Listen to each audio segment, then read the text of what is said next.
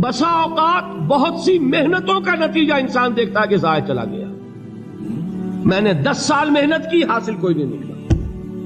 یہ ثمرات کیا ہیں؟ محنتوں کے ثمرات کا ضیاع۔ کوشش آپ نے کی، قسمت کی خوبی دیکھی ہے، ٹوٹی کہاں کمن، 2-4 ہاتھ جب کے لبے بام رہ گئے۔ Be prepared.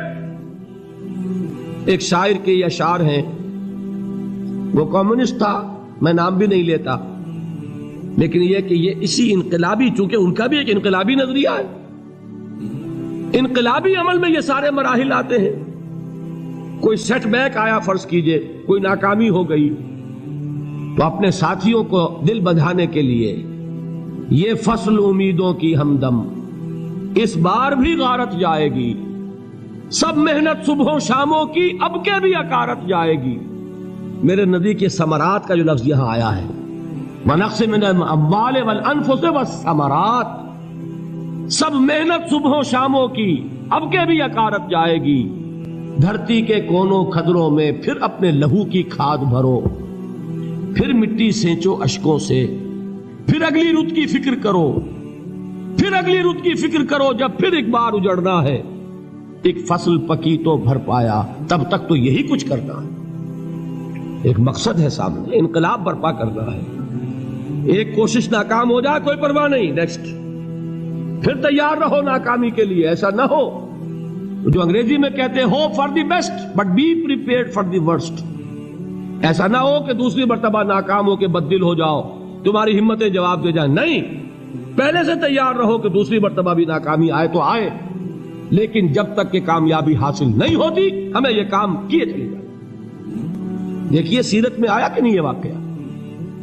بدر میں مسلمانوں کو فتح ہوئی تو احد میں زک پہنچی کہ نہیں؟ 70 صحابہ شہید ہوئے کہ نہیں؟ اگر ان کی ہمتیں جواب دے جاتی تو گاڑی کیسے چلتی آگے؟ تو فرمایا وَلَنَبْلُوَنَّكُمْ بِشَيْءٍ مِّنَ الْخَوْفِ وَالْجُوعِ وَنَقْصٍ مِّنَ الْأَمْوَالِ وَالْأَنفُسِ وَالثَّمَرَاتِ، ہم تمہیں لازم آزمائیں گے، خوف کی کیفیت سے، فقر و فاقے کی کیفیت سے، بھوک سے، جان کے نقصان سے، مال کے نقصان سے، محنتوں کے حاصل کے ضائع ہو جانے سے۔ وَبَشِّرِ الصَّابِرِينَ، اور اے نبی بشارت دیجئے صبر کرنے والوں کو۔ الَّذِينَ إِذَا أَصَابَتْهُمْ مُصِيبَةٌ، وہ کہ جب ان پر کوئی تکلیف آئے، کوئی مصیبت آئے، کوئی آزمائش آئے، قَالُوا إِنَّا لِلَّهِ وَإِنَّا إِلَيْهِ رَاجِعُونَ، وہ یہ کہیں کہ ہم اللہ ہی کے ہیں، اللہ ہی کی طرف لوٹ جانا ہے۔ یہ وہی انداز ہے جو میں نے فارسی کا شعر سنایا تھا آپ کو کہ سرے تسلیم خم ہے جو مزاج یار میں آئے۔ وہ ہمارا مولا ہے، ہمارا آقا ہے، اگر اسے یہی منظور ہے تو ہمیں بھی یہی منظور ہے۔ میں نے تسلیم و رضا کی بات کی تھی نا، آپ کو کچھ شعر سنائے تھے، ایک شعر اور سنیے، اور یہ کس کا ہے؟ محمد علی جوہر کا۔ ایک مرتبہ جیل گئے، ان کی ایک بیٹی جوان بیمار ہوئی، فوت ہو گئی، باہر چھوڑا انگریز نے، جاؤ بھائی دفن کر دو بیٹی کو۔ دوسری مرتبہ جیل گئے، دوسری جوان بیٹی اسی مرض میں مبتلا ہوئی۔ اب یہ جیل میں ہے، خبر پہنچی کہ دوسری بیٹی کے اوپر بھی اسی مرض کا حملہ ہوا ہے۔ ایک نظم لکھی ہے جس کا آخری شعر یہ ہے، تیری صحت ہمیں منظور ہے لیکن اس کو نہیں منظور تو پھر ہم کو بھی منظور نہیں۔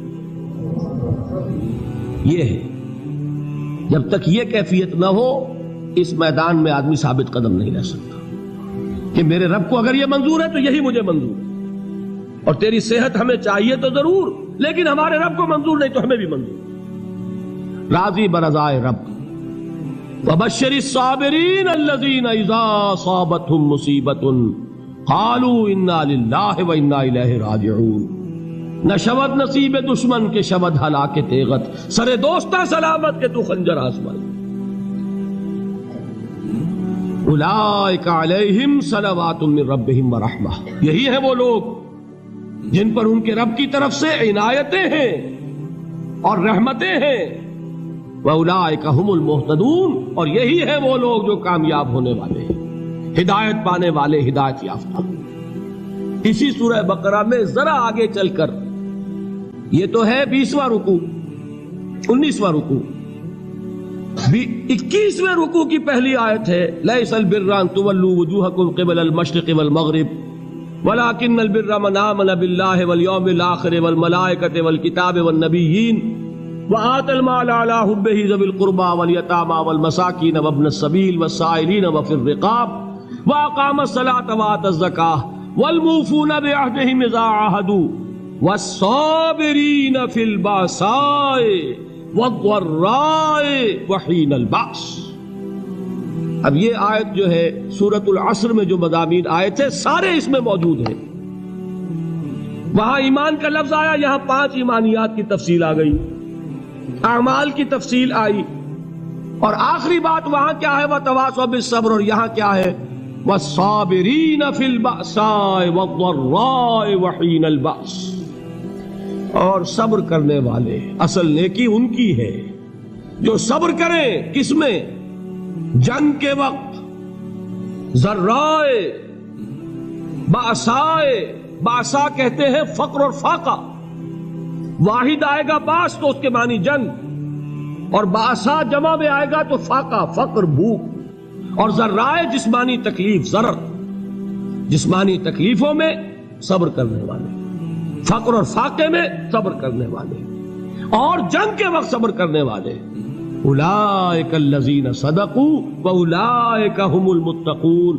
یہ ہیں وہ لوگ جو صبر کرنے والے ہیں، یہ ہیں جو سچے ہیں، جو اپنے دعوے میں نیکی کے اور ایمان کے صادق ہیں، اور یہی وہ لوگ ہیں جو متقی. اگلی سورت ہے سورہ آل عمران. اس میں 2 لفظ آئے ہیں آخری آیت، یا ایھا الذین آمنوا اصبروا وصابروا ورابطوا واتقوا اللہ لعلکم تفلحون. دیکھیے یہاں صبر اور صابر جو تعلق جہد اور جہاد کا ہے وہی ہے صبر اور مصابرت.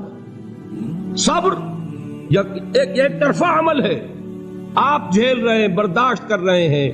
صبر علی المعصیہ، صبر علی الطاعہ، صبر علی الابتلاء، یہ سب کیا ہے؟ صبر. اور مصابرت کیا ہے؟ صبر کا صبر سے مقابلہ. یہ سورہ آل عمران اب وقت نہیں ہے، میں آپ کو سناتا اللہ تعالیٰ نے کیسے کیسے مسلمانوں سے کہا، مسلمانوں تمہیں زک پہنچی ہے تو انہیں بھی تو پہنچی تھی. ان کے 70 نہیں مارے گئے تھے بدر میں؟ ان کے حوصلے جو ہیں وہ تو پست نہیں ہوئے، وہ اگلے سال آ گئے تم پر چڑھائی کر کے. تم کیوں اتنا برا مان رہے ہو؟ تمہارے دل اتنے زخمی کیوں ہو گئے؟ تمہیں تکلیف پہنچتی ہے تو انہیں بھی پہنچتی ہے. اپنی غیرت جو ہے ہمیں ذرا اس کا جائزہ لینا چاہیے. لوگ باطل نظریات کے لیے کتنی قربانیاں دے رہے ہیں، لوگ باطل چیزوں کے فروغ کے لیے کتنی محنتیں کر رہے ہیں. جیسا کہ میں نے ابھی کہا تھا، اسی غیرت کو چیلنج کرنے کے لیے، ذرا آپ کی حمیت دینی کو جوش دلانے کے لیے، قادیانی نوجوان کتنی تعداد میں اپنے آپ کو دین کے لیے وقف کرتا ہے، اور آپ کتنے نوجوان ہیں جو اپنے آپ کو دین کے لیے وقف کرتے ہیں، اور ہوں وہ کھاتے پیتے گھرانوں کے لوگ. یہ نہیں ہے کہ اگر کوئی اور کام نہیں کر سکتا تو پھر یہ ہے کہ وہ دین کے کام میں لگ جائے. باصلاحیت لوگ، کھاتے پیتے لوگ، ذہنی استعداد رکھنے والے لوگ، اونچے گھرانوں کے لوگ، وہ وقف کریں اپنے آپ کو دین کے لیے.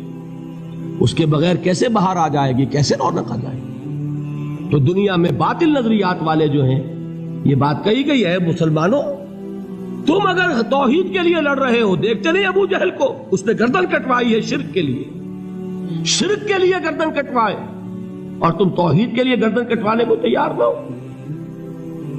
اس نے گردن کٹوائی کہ نہیں کٹوائی؟ اور کس طرح کٹوائی ہے؟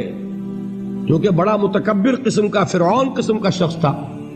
جب گردن کاٹنے لگے تو کہتا ہے ذرا نیچے سے کاٹنا، تاکہ جب تم نیزے کے اوپر چڑھاؤ میرے سر کو تو اونچا نظر آئے، معلوم ہو سردار کا سر. وہ بدبخت مرتے ہوئے بھی جو اس کی کیفیت تھی نا، اس کو ذہن میں رکھیے. تو یہ اس لوگوں نے قربانیاں دی، جانیں دی. تو فرمایا اگر تم ان سے زیادہ قربانی نہیں دو گے، جو نوٹ کر لیجئے اس کو، مجرد اگر حق کو غالب کرنا اللہ کے ذمے ہو تو آنے واحد میں غالب کر دے گا، تمہیں تکلیف ہی دینے کی ضرورت نہیں. سمجھ رہے؟ کیا اللہ کے مقابلے میں کوئی باطل کی طاقت ٹھہر سکتی ہے؟ یہ تمہارے ایمان کا امتحان ہے، یہ تمہارے خلوص کی آزمائش ہے، یہ تمہارے امتحان کا ثبوت درکار ہے کہ اللہ تعالیٰ دیکھنا چاہتا ہے تم اس کے لیے اپنی جانیں قربان کرنے کو تیار ہو کہ نہیں، تم اس کے لیے تن من دھن لگانے کو تیار ہو کہ نہیں۔ اور یہ جان لو کہ اگر کفار اور مشرکین اور ملحدین اور باطل نظریات والے وہ جو کچھ قربانیاں اپنے باطل نظریات کے لیے دے رہے ہیں ان سے زیادہ اگر تم نہیں دو گے تو حق غالب نہیں ہوگا۔ انہوں نے جو صبر کیا ہے اپنے باطل نظریات پر، اگر تم اس سے زیادہ صبر کا ثبوت نہیں دو گے اپنے اس حق پر تو حق غالب نہیں ہوگا۔ اس لیے فرمایا یا ایھا الذین آمنوا اصبروا وصابروا، نہ صرف یہ کہ صبر کرو بلکہ صبر میں اپنے دشمنوں سے آگے نکلو، ان کے صبر سے بڑھ کر صبر کرو۔ وَرَابِطُوا، مرابطہ کہتے ہیں چوکس رہنا، ہوشیار، پہرا دو، ایسا نہ ہو کہ دشمن جو ہے غفلت میں تمہارے اوپر کوئی حملہ جو ہے کر بیٹھے۔ وَاتَّقُوا اللَّهَ، اور اللہ کا تقوی اختیار کرو، لعلکم تفلحون، تاکہ تم فلاح پاؤ۔